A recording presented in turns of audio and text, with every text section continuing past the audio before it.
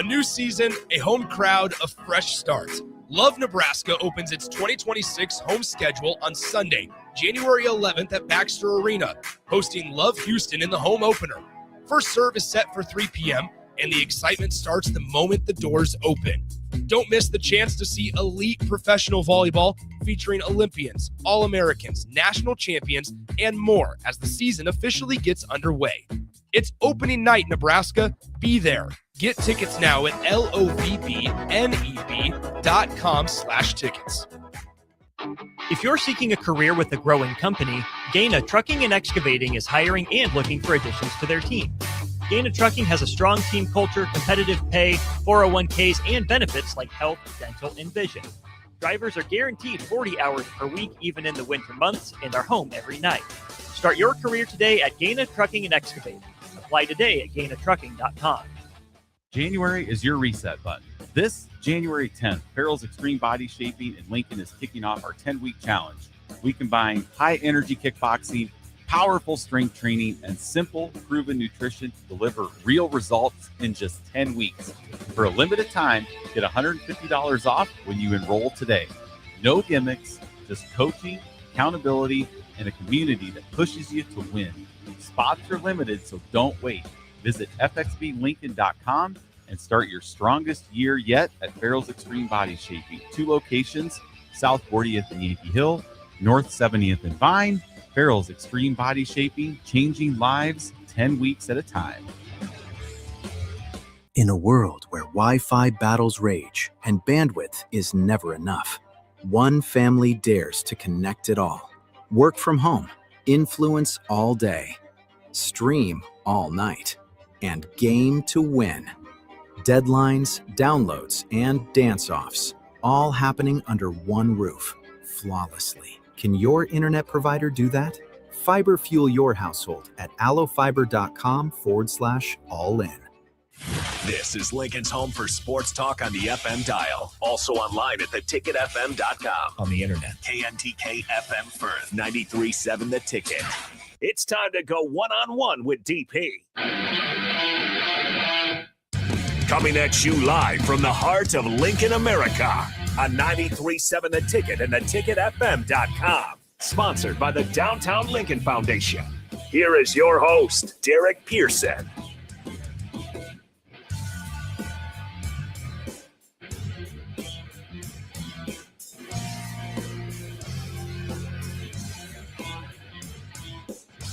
How about a one-on-one boom here to start your Thursday afternoon? A little bit of a rainy day here in Lincoln, Nebraska, but still a good day if you're a college football fan because we've got the Fiesta Bowl coming up, Ole Miss and Miami.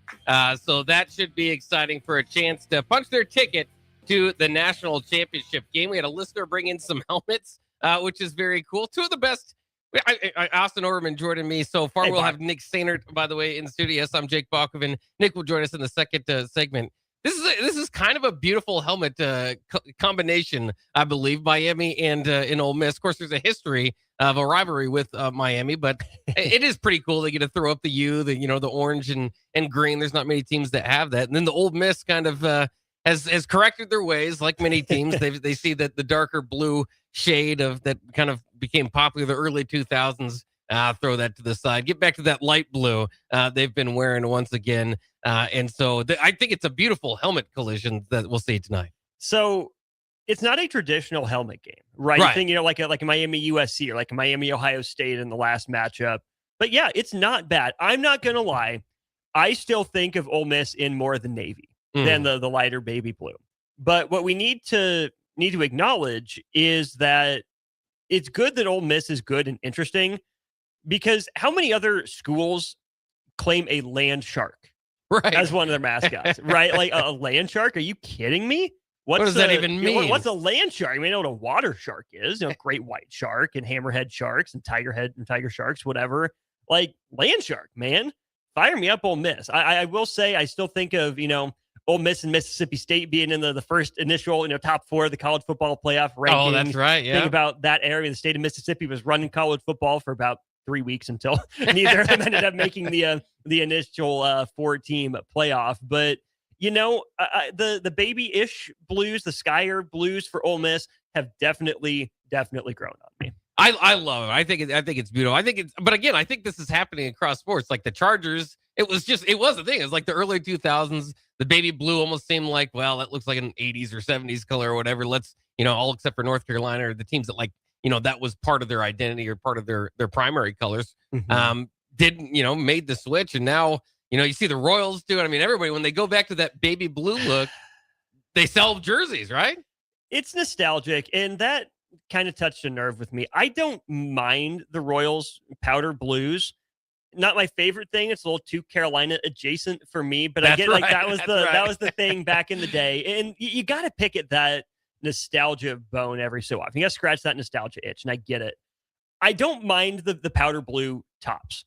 I'm not a fan of the full powder blues. The new powder hats and the powder pants were not my favorite. And that got me in trouble with my dad, who grew up. Those are the Royals. That's what they were wearing the whole time. And, you can do better than just plain royal blue and white, right? You're not the Dodgers. You need a little bit of something to spice it up, I guess. Fine. I don't mind the powder blue accents. I didn't like the navy and light blue City Connects that they had there for a while, but those have grown on me. I got a little hoodie shirt that I like to wear. So it's not bad. My favorite, though, I mean, you always associate it with winning, was the year after the Royals won the World Series. They get the home whites with the royal blue, but they get the gold trim. The gold trim around and the letters on the chest, and also the initials on the caps as well. And it's reserved for the team that just won the World Series the year before, so you can't always do it.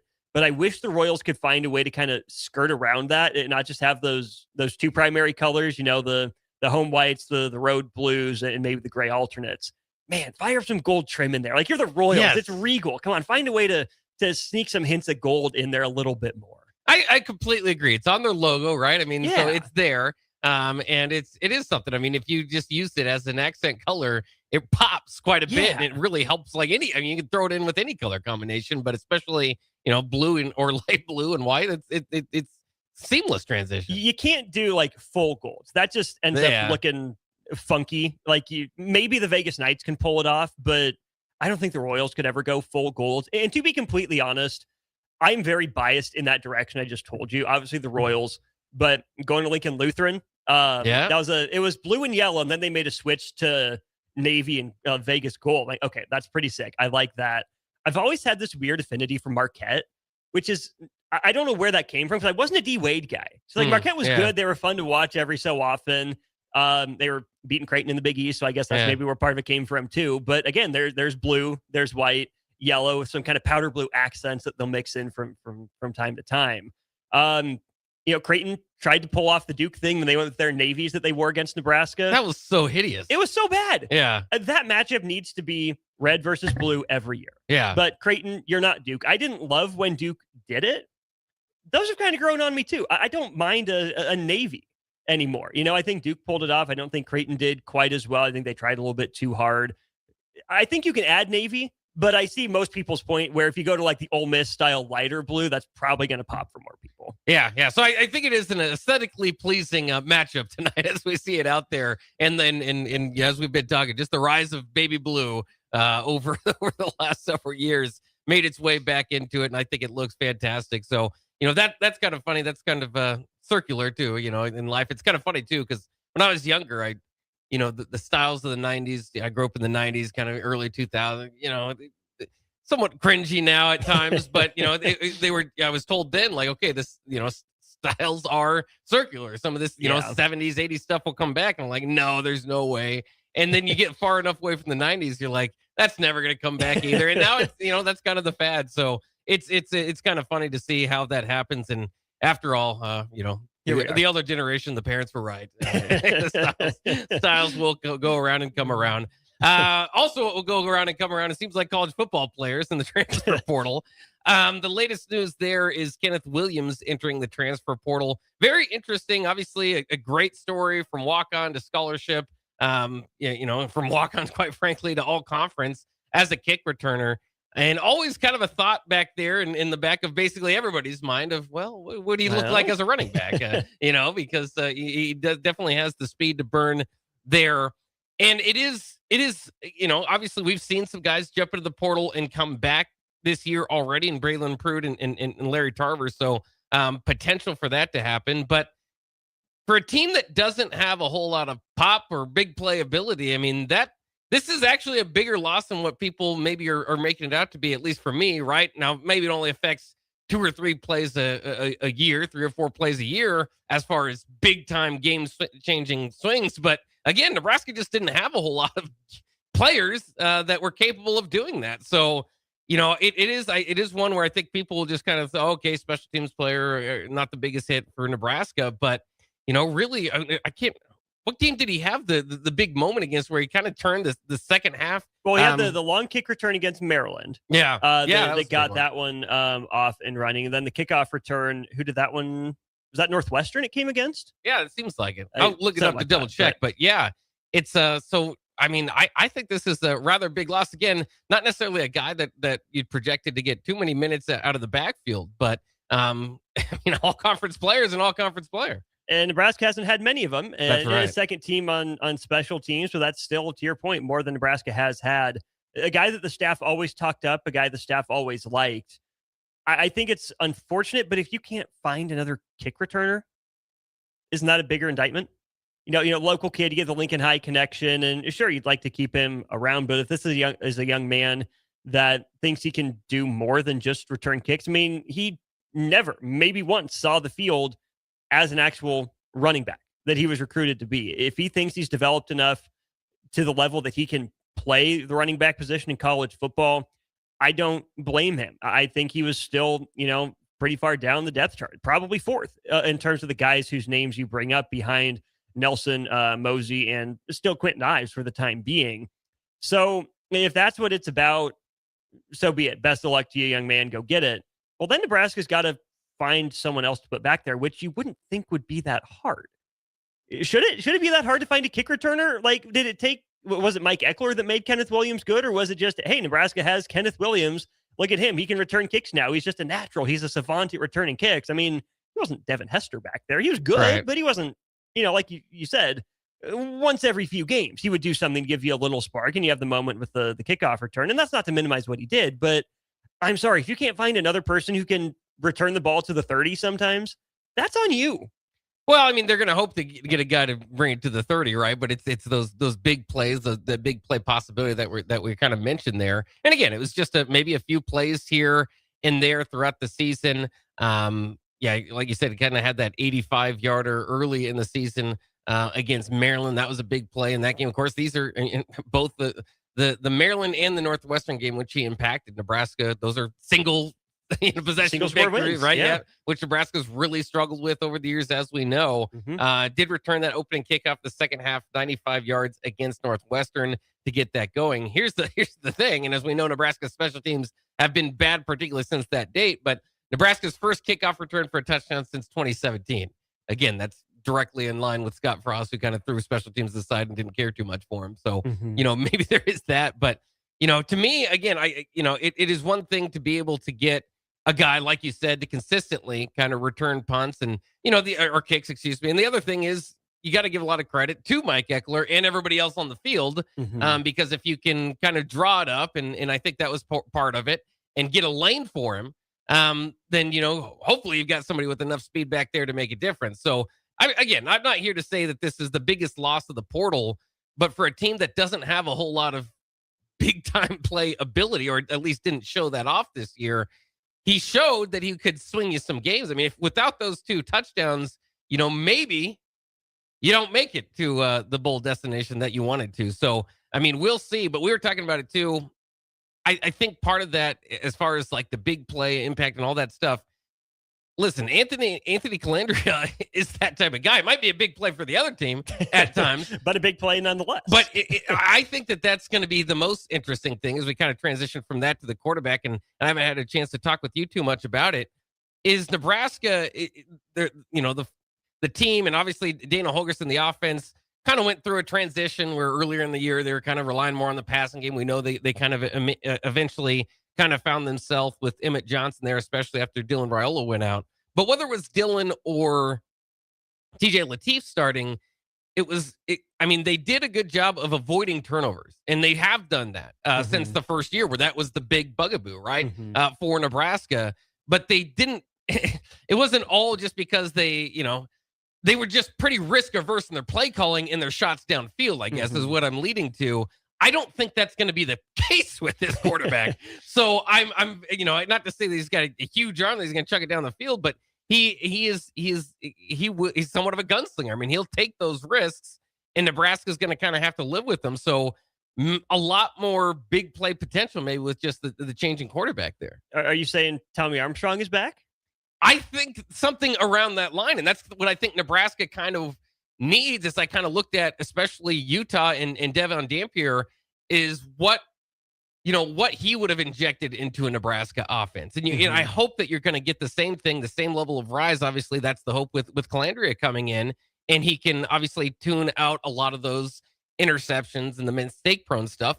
That is what happened with Dampier. I mean, he had 12 touchdowns, 12 picks last year before coming to Utah, and then of course had this magnificent season. And of course, Nebraska made him look better than almost everybody else does. But he was, I mean, early on in the season, he was in the Heisman talk.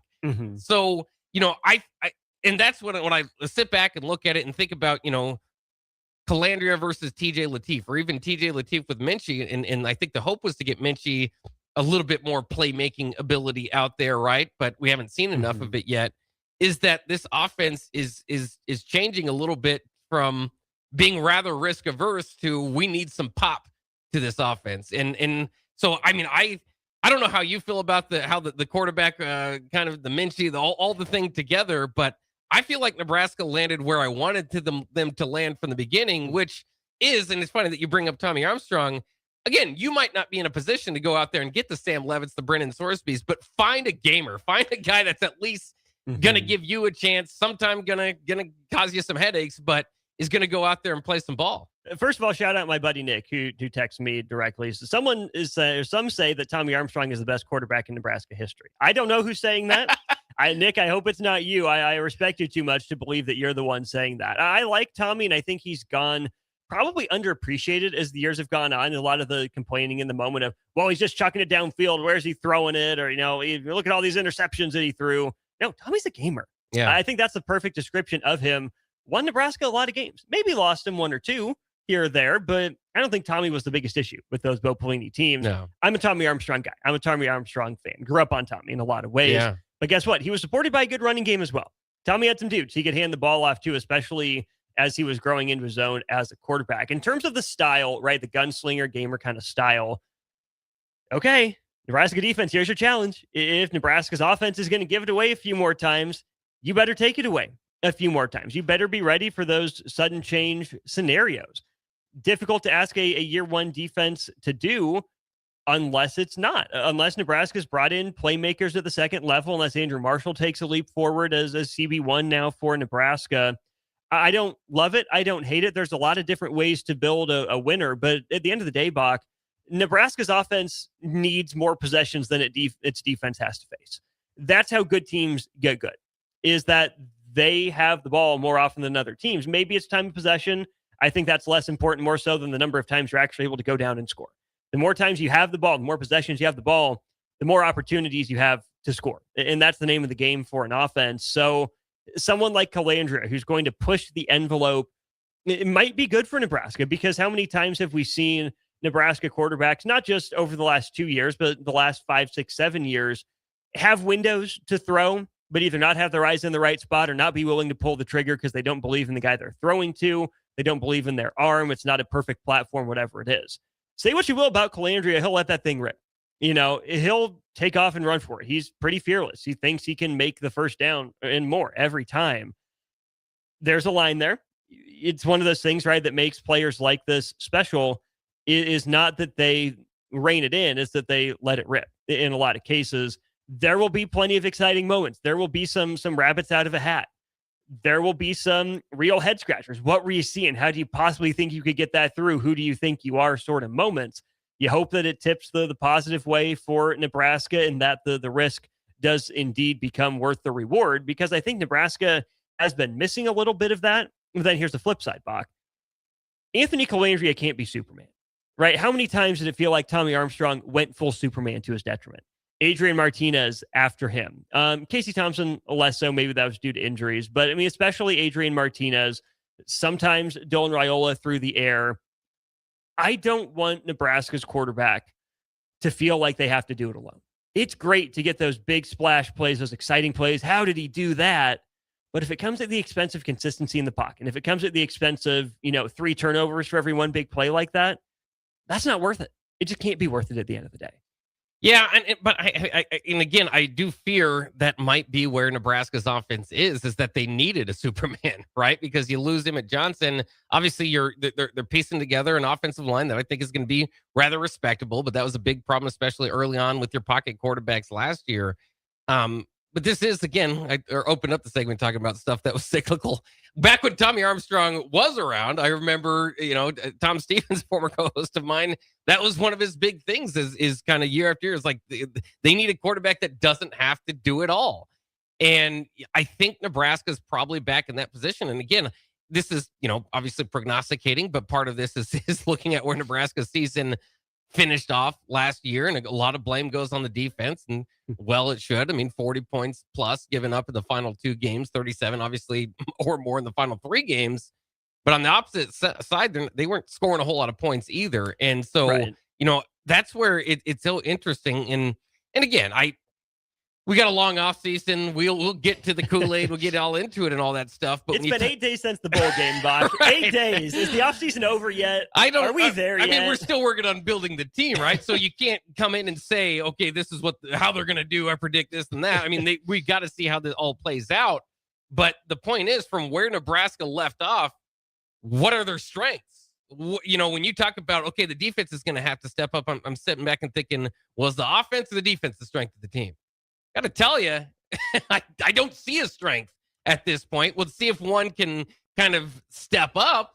But especially with losing Emmett Johnson, kind of the key to the whole, not just the key, but basically all the production on your offense, it's somewhat of a blank slate heading into next year about who's going to be the strength of the team. And so, Tight end, Buck. Come on. Well, I get it. But again, that leads me to, I think they needed to go find somebody out there that had it within them to become the Superman, at least to spark something going here. And that's why, when I look at TJ Lateef, and I think he's on a fine trajectory, and he's a freshman. I can't wait to see what he does down the line, hopefully in the Scarlet and Cream. And I think it's great if you can keep him and Calandria in the same room, obviously. All that sort of stuff. Great for depth, great for if Calandria gets a little turnover prone, all that sort of stuff. But I don't know if you have that Superman type of lift from TJ Lateef, at least this point in his career. No, I completely agree. And I think what you're saying is certainly defensible. It might be semantics, might just be framing, but hey, we're on Sports Talk Radio, so that's what we're here to discuss. When I think Superman, you get too many flashbacks to Adrian Martinez having to do everything he can to drag Nebraska into games and wearing down late. That became a problem for him and for Nebraska, and the way we think about a good player, but certainly not a perfect player. I think that Nebraska needs a guy with the ability to go Superman in those key moments, but doesn't have to get asked to do that 10 possessions a game, right? If there are other guys alongside the quarterback who can help keep that guy on schedule to where, it's not saving legs, it's not keeping him fresh, right? You're a college football player, find a way to make plays at the end of games, but to not have to tap into that magic every so often, right? It's just such a risky way to make a living. Where I 100% agree with you is that Nebraska's needed better talent at the quarterback position. Thought you had it in Dylan Raiola, saw it in flashes, wasn't there consistently, right? TJ Lateef might blossom into that, right? Nebraska needs better at pretty much every position across the board. I'm with you. It's hard to point out a discernible strength on the team without your tongue firmly planted in your cheek. So, yeah, I agree. Nebraska does, if you're saying that Nebraska needs to be better at quarterback, I can agree. Nebraska, I think, needs to find a quarterback that, sure, is better for 60 minutes, but is steady for the first 40, 50, 55 minutes. And then in those final 5 minutes, and you need Superman, you need him to put the ball on time, on target, you need him to drop it into a bucket. That's where I think Gamer comes into play, right? Tommy wasn't perfect against Oregon and still the most recent ranked win for Nebraska football. Yeah. But guess what? Cramping and all, gimpy hammy and all, he found a way to get to the freaking end zone. I'm still in some level of awe about how he was able to do that late in the game. But That's the thing. He wasn't perfect, but he kept Nebraska in the game. You would say maybe he kept the opponent in the game as well. But okay, fine. You can make that argument. But I don't want to see Nebraska have to rely on its quarterback for its sole source of offense like it did toward the end of Frost and early in the Rule tenure. I just don't think that's sustainable. I don't think it is either. I just don't think they have much of a choice right now. I mean, I think you had to find something that's going to spark it. And again, what can you do? I mean, can a guy that scrambles around a little bit more and provide that threat, maybe give, a Ja'Cory Barney, if, all these guys, we presume, if they're coming back, and Isaiah Hunter, I think you're pretty good. When you talk about a strength on the team, I think you've at least got some guys that you can trust in there. Could that kind of open them up and allow you to kind of rely on those guys a little bit more? Certainly could. So, again, it's not all doomsday scenario. Nebraska's, doesn't have anything going for it. But again, as of right now, I think if you would have, brought in or just continued with TJ Lateef, I just don't know how much more, spark or could be expected out of it. So I'm glad they landed on Calandria. I said it from the beginning. I thought they needed to go out there and get a veteran quarterback. Some of the quarterbacks that they were looking on wouldn't have excited me quite as much. Certainly down to the Final Four that were reported out there, post the Kenny Minchie betrayal, if you want to call it that. I think Calandria was the best pick of them all. So, I think it's a pretty good spot to be in, and it makes me more confident. Now, Minchie might end up being the better quarterback. I mean, we'll see. He's still a lot to prove. He's got better coaching right now. Yeah, he could argue that for sure. But at least for what Nebraska needed in this year, I think this was about as good as you're going to get with where Nebraska stands in the portal. And again, he might not be the highest ranked guy, but you go back to Casey Thompson, you might have whatever feelings you have about Casey Thompson. The guy got absolutely destroyed behind that offensive line. And we saw at times, especially, Trey Palmer helps, but when he was able to be protected, you could get something a little bit more. And he wasn't mobile, and I'm not completely comparing the two, but just saying that, Calandria might not be the biggest splash, and it's not going to bolster Nebraska into the top 25, but I think it's what they needed, even more so than Kenny Minchie. So I'm happy where they landed. Yeah, I still would have preferred a multi-year guy. I really would have. More on TJ Lateef's timeline, so we could have had true competition. I can understand why Minchie wouldn't want that, and that seems like that was a factor in him going to Kentucky. And I think Calandria is the better player, but I think even if I think Calandria is the better player, I think philosophically and for the direction of the program, I would have preferred a DJ Lagway type with multiple years and potential that's got to earn it in a battle. So I think Nebraska ended up getting the better player. I'm not sure it's the best direction for them for anything other than this year. Yeah, well, and then that's what it is. It's a tough sign of the times, right? You're basically renting a quarterback there. But again, for the pro, in my mind, and again, I can see that point of view too. But if you bring in a guy that doesn't elevate, like maybe Minchie's similar to TJ Lateef, right? You're not getting really much more out of it. Then you're just kind of stuck, right? And then my big thing here is, but either way, you're potentially stuck because either you have a solution for this year, not for next year, or you maybe have a solution for 2 years. Well, you're hoping maybe you're hoping TJ Lateef takes this year to be your solution for the years. Hopefully. But my thing is in year 4, coming off the losses that they had at the end of the season, I know he signed an extension. This is an important year. If he doesn't make a bowl game, I mean, where are you sitting? So that's why I think this year you need to. I think they have to go all in on this year, and I think that's what they did. Although kind of in a backdoor sense here. Well, here's the other part of this too. Think about the quarterbacks that Matt Rule brings up a lot from his previous stops. PJ Walker started him as a freshman, and Charlie Brewer started him as a freshman. If Matt Rule had Dylan Raiola in year 1, going into year 4, maybe Dylan's a senior. You like where Nebraska's at with that. Or, okay, Nebraska has to pivot. Okay, they get Dylan Raiola. What if Nebraska took its, starter for this year in Matt Rule's initial class? When he first got there, he got this under-the-radar guy that he developed. Hey, here's a redshirt junior entering his 4th year in college in year 4 under Matt Rule. He's got 2 years to start. He's probably not got the best pro prospects, but he can be a good college player. Nebraska didn't do that. No. You didn't go the PJ Walker route. You didn't go the Charlie Brewer route. You didn't have your developmental guy on the roster to begin with. It took you 2 years to get that guy here. Yeah. And now you're reaping the benefits or lack thereof. Yeah, absolutely. And then also along that line, Jason, Casey Thompson out of town, all that sort of stuff. So yeah, the first year handling of the quarterback room is well documented. Not the best format rule, but add that into the complaints is not getting somebody kind of long term to develop there. I completely agree. All right, let's go ahead and take a quick break here on One-on-One. Nick Sainert will jump back in studio with us. We'll have a little bit of Fiesta Bowl trivia. It is, after all, a bowl game Husker fans remember fondly. So we'll be back with more of that coming up next. Planet Fitness has everything you need to start strong, so you can give everything you've got. From plate-loaded strength equipment and functional training areas to treadmills, stair climbers, and free weights. Our equipment is best in class, and our clubs are right around the corner, so you can make this your strongest year yet. Join the club today and save $28 or more when you join for $1 down, $15 a month. Cancel anytime. Deal ends Friday, January 9th. Are you coming? Planet Fitness. We're all strong on this planet. See club for details.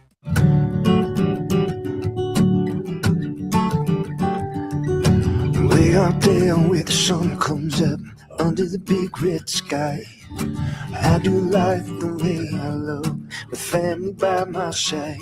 I feel home with me, no matter where I go. Proud of where we're from, excited for where we're going. Pinnacle Bank, the way banking should be. Member FDIC. Are you looking for an exciting new way to put your skills to work? Explore new career options in the fintech industry at Currency, a Sandhills global company. We offer full-time positions in financial sales, compliance, operations, and other fields. We also offer a 4.5-day work week, an attractive benefits package, and opportunities for advancement. Put your motivation to work and grow with us at Currency. Visit gocurrency.com/careers to learn more. With UBT, you've got total control over your money. Like Doug, who runs his game day tailgate like a well-oiled machine. I got burgers, brats, chicken, dogs, plus all the fixins. And with the UBT Go app, I can track my food spending from anywhere. Pro move. They don't call me Grill Sergeant for nothing. No matter your goals, UBT helps you feel good about reaching them. Union Bank and Trust. Member FDIC. Bauer Underground has been serving local contractors and utility contractors all across the state since 1997. When you see the black and white trucks, you know that the best workers in the business have arrived. Bauer is currently looking for equipment operators, laborers, diesel mechanics, and aerial linemen. Join the brotherhood built on hard work, authentic people, and a pedigree of success. They're offering top-notch benefits, a matching 401k, and a $600 per year clothing allowance. Bauer Underground, a family-friendly company with plenty of room for advancement. Tired of asking what's for dinner? Nourished for Life has got you covered. At Nourished, they're a local meal prep company that delivers fresh, chef-crafted, healthy meals straight to your door. Made from wholesome ingredients and ready when you are. No shopping, no chopping. Just heat, eat, and enjoy every night of the week. Fuel your busy days with balanced meals that are designed to keep you satisfied and energized. Visit nourishedforlife.co to purchase meals and taste the convenience of home-cooked comfort without the hassle. A new season, a home crowd, a fresh start. Love Nebraska opens its 2026 home schedule on Sunday, January 11th at Baxter Arena, hosting Love Houston in the home opener. First serve is set for 3 p.m., and the excitement starts the moment the doors open. Don't miss the chance to see elite professional volleyball featuring Olympians, All-Americans, national champions, and more as the season officially gets underway. It's opening night, Nebraska. Be there. Get tickets now at lovneb.com/tickets.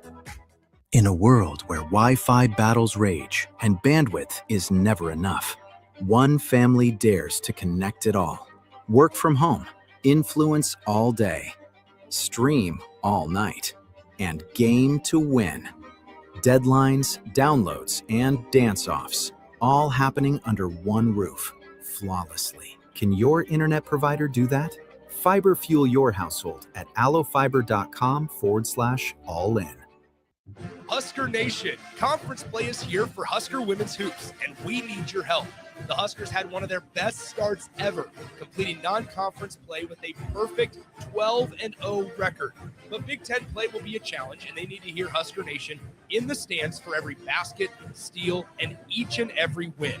The road to March starts now, so don't wait.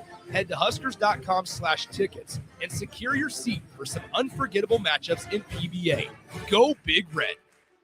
It's the Nebraska Deer and Game Expo, January 16th through the 18th at the Sandhills Global Event Center in Lincoln. Come see trophy deer, hunting seminars, hunting and outdoor exhibitors, a 3D archery tournament, enter the blind giveaway, and more. The Nebraska Deer and Game Expo, presented by Whitetail Properties Real Estate, January 16th, 17th, and 18th. Learn more at nebraskadeerandgameexpo.com and find them on Facebook. Come to the Nebraska Deer and Game Expo, January 16th through the 18th in Lincoln. Start your Sundays off right with Jeff and Nicole Essink on Fitness Fanatics. Jeff and Nicole discuss health and wellness, how to achieve fitness goals, and more through the life of gym owners and gym goers. It's Fitness Fanatics from 9 to 11 a.m. on Sundays on 93.7 The Ticket and theticketfm.com. Hi, Sean Callahan here for Coppell Chevrolet GMC, the #1 fastest growing GMC dealer in the Omaha and Lincoln area. We are going to keep this train rolling in a big way with new half-ton and 4x4 pickup trucks starting at $12,500 off list price or 0% financing. You heard that right, $12,500 off list price or 0% financing. You pick which one works better for you. Please stop on in the dealership and meet the team or check us out at koppelcars.com. Stock number C280930. All deals with approved credit. Back to One-on-One with DP. Sponsored by the Downtown Lincoln Foundation on 93.7 The Ticket.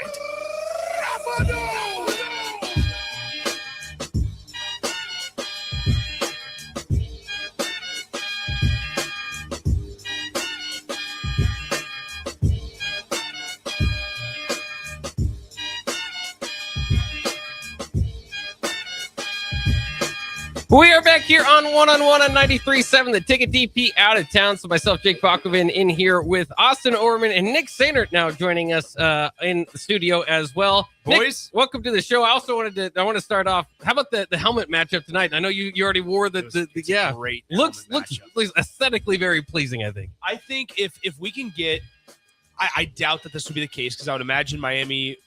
Who's the Miami's favored seed by 3. I knew that one, but Miami's the lower seed, so they're the road team, basically. So they might wear orange. So does that mean that we're going to get orange and powder blue? Ooh. That would be great. Because we need that instead of the plain road whites. That's what I was thinking, is initially Miami would wear white and Ole Miss would wear their powder blue. But I would love if it was a powder blue versus orange appearance.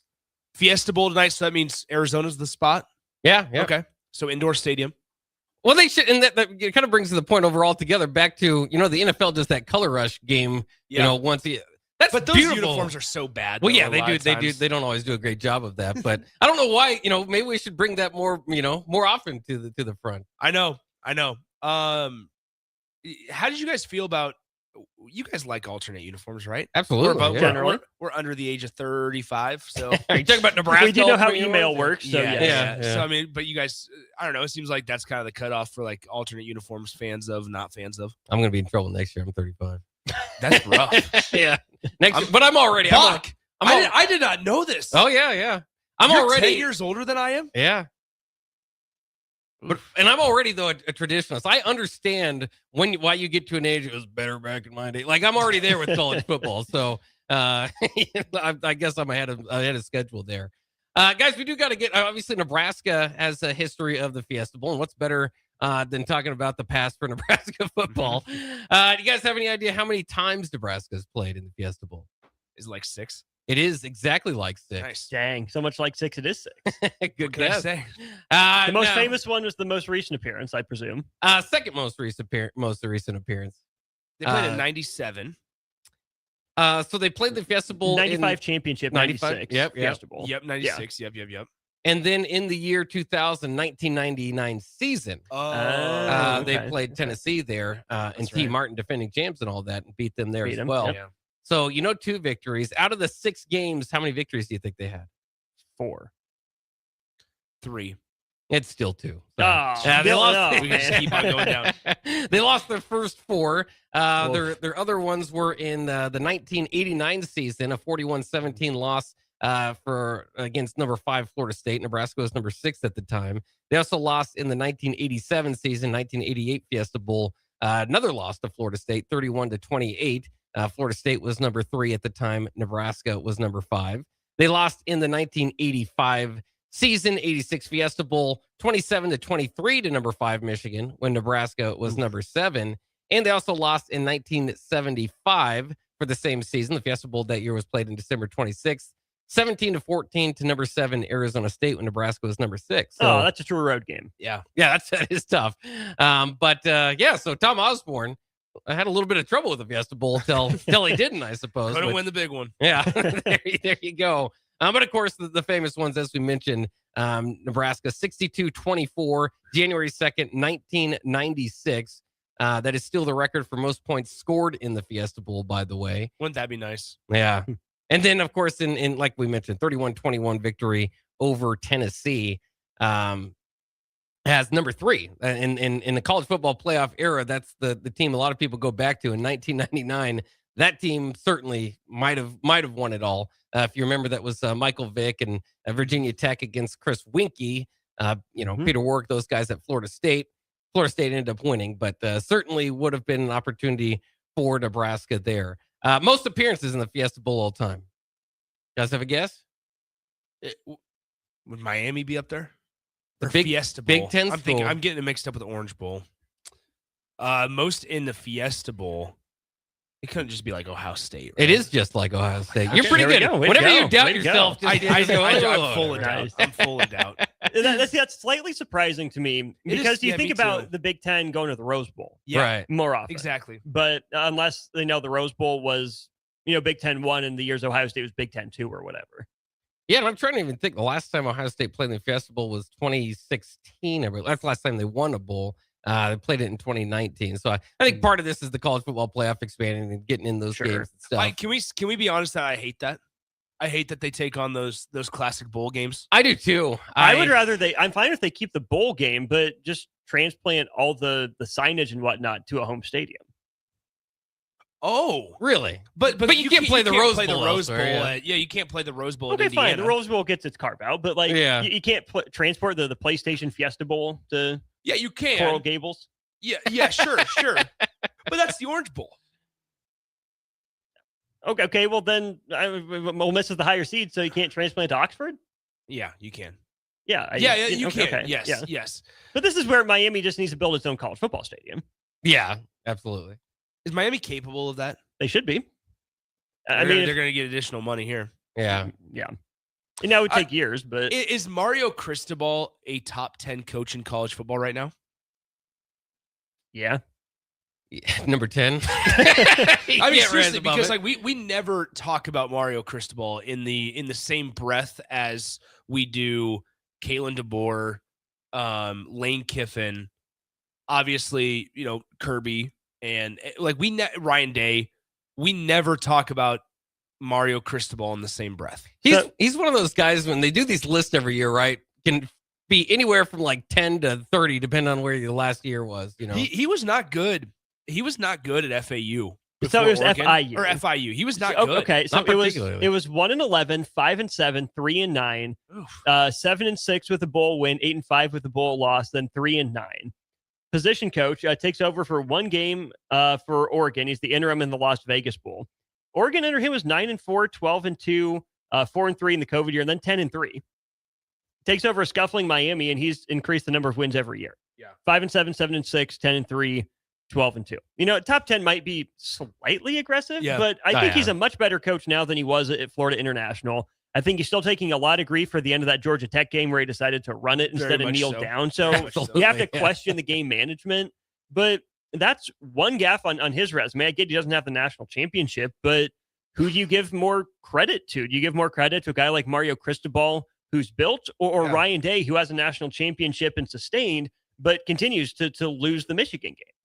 Or the big game, Or the big game, or that. I don't know. Cristobal took over for Taggart, right? It was Willie Taggart before? So at Oregon. Right. At Oregon. It was Willie Taggart, and then it was took over for Manny Diaz at Miami. Yeah. Still shocking that Manny Diaz had a Miami job at one point. Manny Diaz was not as bad as people give him credit for at Miami. He wasn't great. No. He was not terrible. No, he was not terrible. But it is, as you look at Cristobal, he's this year will exchange that. He's had one top 10 finish in his career. Again, so would it be hard to argue a top 10 coach, but definitely on a run here. And part of that is what they've done at the quarterback position, obviously, the last 2 years with the Heisman Trophy winner and Cam Ward last year. And now Carson Beck leading them to this to where they are now as the 10 seed, which is pretty incredible. And Carson Beck, let's be honest, he's fine. Serviceable, yeah. Absolutely. Yeah, he's fine. Mm-hmm. They paid a lot of money for a game manager that has 10 interceptions on the year.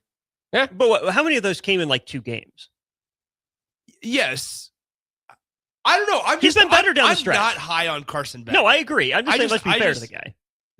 He's a good college quarterback. That's why he's not going off to the NFL. Yeah. That's true. By the way, too, Mario Cristobal's conference record in the ACC so far, 18-14. So that certainly could improve. And that's what I'm a little bit worried about. That's the thing. You take away Miami out of this playoff, we're not even talking about Mario Cristobal. No. And I'm worried. I mean, if they go on a run, and again, this goes back to my traditionalist and the college football is better thing. But are we ready to crown a champion that lost to Louisville and at SMU? I mean, if it happens, is that are we still, is that still what we're looking for? I'm with you on this, man. I miss the BCS. See, there we go. I love the playoff games. I love that they mean something. I'm excited for tonight.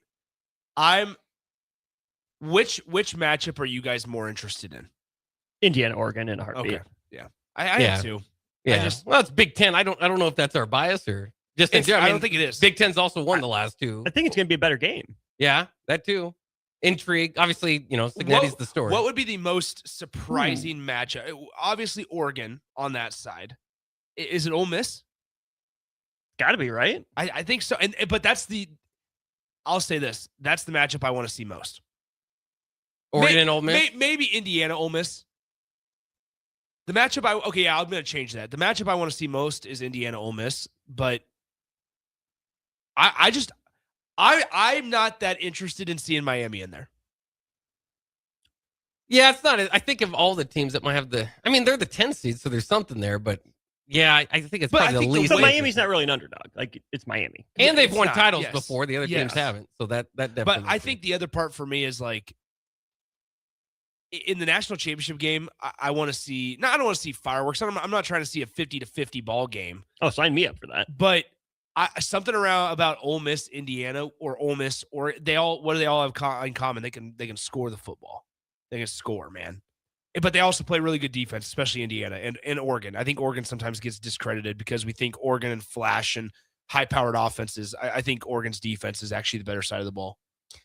Go ahead, Bach. I just think I'm very intrigued. If Ole Miss can make it to the championship game or very much even take that further and win a championship, I just with all the ties to the SEC and this is their last hope and all that, and the conference is losing its power, and then the Lane Kiffin stuff, and you bring in LSU and Ole Miss next year. I'm incredibly interested in Ole Miss moving on. Again, but Miami, that's a team I love to hate. So if they start to, I don't necessarily hate them now because this is the run, right? But if they can kind of get back into that, I would love to see that for college football. Right. Miami's kind of like the Dan Hurley in some ways, right? Like college football needs a villain. Yeah. Are they? Well, they can be. They can be. They can grow back into it because as soon as they win one, imagine the conversations out of South Beach. But I think as Nebraska fans shouldn't, as much as we love to hate Miami for all the pain they inflicted, shouldn't Nebraska fans be rooting for Miami to prove that, hey, it's possible for a former power to build up again? I know that Miami has the access to talent. I know they're in a lesser conference. I get it. No, it's not a 1-to-1, but just big picture, 30,000 foot. Like Indiana and even Ole Miss, no historical success. Ole Miss more than Indiana, but Indiana was the losingest program in college football history. Now passed by in-state quasi-rival Northwestern, since Ignetti's been on a bit of a tear. Yeah. But I'm not mad if Miami beats Ole Miss. I'm not mad if Ole Miss beats Miami. I think there's a fun storyline either way. I would probably rather see Ole Miss win just because I think it's the continuation of the Cinderella run. But I'm not mad at Miami. Maybe Husker fans from the 80s and 90s would be, but I think there's a general template for, hey, Nebraska, guess what? You don't have to be stuck in this mediocrity if you make enough right decisions. You can get back. Not like Miami's the one seed dominating everyone. Like you said, Bach, they lost to Louisville and SMU. Good teams, not elite teams, but that's also just where we're at in the playoff era. It's starting to feel more like the NFL, where you're going to lose some games. You're going to have an off week or two, be good enough to get into the playoff, whatever the qualifications are, and then you got a chance. That's all you can ask for. As long as you can make the ACC champ. Okay, I guess you don't have to make the ACC champ. We'll take a quick break. We got one more segment on one-on-one coming next year on 93.7 The Ticket. Change begins with you. Join a weight loss medication study at Solarion and earn cash in the process. If you are 19 to 65 years old with excess weight to lose, you may qualify. Participants could earn up to $22,750 for their time. Study includes 1 2-night stay, 1 3-night stay, and 38 returns. Learn more at helpresearch.com/flamingo or call 866-213-2965. Weight loss not guaranteed. Sometimes good people make mistakes. When you find yourself in need of an attorney, call Liberty Law Group. The attorneys at Liberty Law Group will defend you in court and protect your freedom to get you the best possible outcome and the justice you deserve. Trust your freedom to Liberty Law Group, the best criminal attorneys in Nebraska and Iowa. Call them today at 877-404-5238. That's 877-404-5238. Or check them out online at libertylawgroup.com. Start your Sundays off right with Jeff and Nicole Essink on Fitness Fanatics. Jeff and Nicole discuss health and wellness, how to achieve fitness goals, and more through the life of gym owners and gym goers. It's Fitness Fanatics from 9 to 11 a.m. on Sundays on 93.7 The Ticket and theticketfm.com. Husker Nation, conference play is here for Husker women's hoops, and we need your help. The Huskers had one of their best starts ever, completing non-conference play with a perfect 12-0 record. But Big Ten play will be a challenge, and they need to hear Husker Nation in the stands for every basket, steal, and each and every win. The road to March starts now, so don't wait. Head to huskers.com/tickets and secure your seat for some unforgettable matchups in PVA. Go Big Red. A membership with John Henry's will fast track you to front-of-the-line service, seasonal tune-ups, and far fewer unexpected moments. That means no breakdowns, no waiting on a call, and no nonsense. It's consistent care that prevents small issues from turning into big bills. Join the Comfort Club and get VIP treatment 365 days a year with 24-hour priority response, member-only discounts, and peace of mind on your home's most expensive systems. Call John Henry's. John Henry's Plumbing, heating and and electrical. It's the Nebraska Deer and Game Expo, January 16th through the 18th at the Sandhills Global Event Center in Lincoln. Come see trophy deer, hunting seminars, hunting and outdoor exhibitors, a 3D archery tournament, enter the blind giveaway, and more. The Nebraska Deer and Game Expo, presented by Whitetail Properties Real Estate, January 16th, 17th, and 18th. Learn more at nebraskadeerandgameexpo.com and find them on Facebook. Come to the Nebraska Deer and Game Expo, January 16th through the 18th in Lincoln. January is your reset button. This January 10th, Farrell's Extreme Body Shaping in Lincoln is kicking off our 10-week challenge. We combine high-energy kickboxing, powerful strength training, and simple, proven nutrition to deliver real results in just 10 weeks. For a limited time, get $150 off when you enroll today. No gimmicks, just coaching, accountability, and a community that pushes you to win. Spots are limited, so don't wait. Visit fxblincoln.com and start your strongest year yet at Farrell's Extreme Body Shaping. 2 locations, South 40th and Yankee Hill, North 70th and Vine. Farrell's Extreme Body Shaping, changing lives 10 weeks at a time.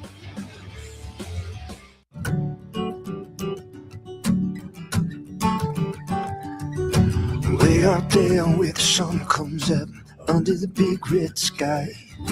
I do life the way I love, with family by my side. I feel home with me, no matter where I go. Proud of where we're from, excited for where we're going. Pinnacle Bank, the way banking should be. Member FDIC. Hi, Sean Callahan here for Koppel Chevrolet GMC, the #1 fastest growing GMC dealer in the Omaha and Lincoln area. We are going to keep this train rolling in a big way with new half-ton and 4x4 pickup trucks starting at $12,500 off list price or 0% financing. You heard that right, $12,500 off list price or 0% financing. You pick which one works better for you. Please stop on in the dealership and meet the team or check us out at koppelcars.com. Stock number C280930. All deals with approved credit. Bauer Underground has been serving local contractors and utility contractors all across the state since 1997. When you see the black and white trucks, you know that the best workers in the business have arrived. Bauer is currently looking for equipment operators, laborers, diesel mechanics, and aerial linemen. Join the brotherhood built on hard work, authentic people, and a pedigree of success. They're offering top-notch benefits, a matching 401k, and a $600 per year clothing allowance. Bauer Underground, a family-friendly company with plenty of room for advancement. Are you ready for a new opportunity? Check out Sandhills Global. Join a dynamic team where your skills are valued and your career can soar. We offer full-time positions with a 4.5-day work week, competitive pay, excellent benefits, and a positive work environment. From IT and marketing to sales and finance, we're looking for talented individuals just like you. Apply today at sandhills.jobs and take the first step towards an exciting future. That's sandhills.jobs. Don't wait, apply now. Go Hog Wild Pit Barbecue. Hog Wild has a delicious way for you to enjoy beef brisket. It's our open-faced hot beef sandwich. We start with our grilled Texas toast. Add a scoop of creamy mashed potatoes. Load them up with some tender Hog Wild beef brisket. And top it off with our tasty brown gravy. It's absolutely delicious. Hog Wild Pit Barbecue, 3210 Cornhusker Highway in Lincoln. But don't be late, we close at 8. Back to One-on-One with DP. Sponsored by the Downtown Lincoln Foundation on 93.7 The Ticket. We are back here to wrap up the show One-on-One with DP. Thanks again to Austin Orman for joining me for this. DP will be back, I believe, Monday, but we will have the same cast of characters for tomorrow, so that will be exciting as we break down the Fiesta Bowl and the latest in the portal madness that is in college football. So Nick just said so. I didn't even look this up to make sure, but DJ Lagway has found a home. Is that correct to Baylor? Indeed. Yes, Baylor legacy. So his dad played there. He is from Texas initially and originally. So DJ Lagway is home. Curious to see if they roll out the red/green carpet for him. Interesting landing spot. Kind of the swing that it feels like Dave Aranda needs to take at Baylor right now. Not exactly a world-beating tenure for Dave Aranda down there in Waco. I mean, he's only been a head coach now for 6 seasons. He's a perfectly mediocre 36-37. Made 3 bowl games. I mean, high water mark of 12-2 back in 2021 with the Sugar Bowl win. Got as high as number 9 in the AP poll in 2022. Dropped to 6-7. That's 3-9, 8-5 with a bowl loss, and then 5-7 from there. So not the worst, but not really inspiring much of anything. No, and he won with Matt Rule's talent, dang it. Right. That's what's the weird thing about it is I don't know, does it reflect it all on Matt Rule and being able to win at Baylor? I mean, I don't think it matters at this point. Nebraska's obviously firmly where they are, I suppose, with Matt Rule. But it's been kind of an interesting run. I was very excited for Dave Aranda when he got there. I appreciated, wouldn't say I was a fan of his defenses at Wisconsin, but appreciated how good he was, and then at LSU, and so I thought he was the next big thing. That's why I'm not an athletic director. Well, I mean, Dave Aranda was the next big thing. Luke Fickell was the next big thing. Don't forget, we had a Will Muschamp as the next big thing there for a moment. For that, yeah. Will Muschamp's career is incredible. I think is he back at Texas where he's once the head coach in waiting? Yes. Very interesting. Very interesting. I never understood the South Carolina hire of him after he did not win at Florida in the same division, but not even same conference, same division. Yes, at a better spot in the division, but whatever. All right, that'll wrap it up for One-on-One. Don't go anywhere. As DP says, the big guy is coming in, shaking the walls. Adam Carricker coming up next year on 93.7 The Ticket. Tired of asking what's for dinner? Nourished for Life has got you covered. At Nourished, they're a local meal prep company that delivers fresh, chef-crafted, healthy meals straight to your door.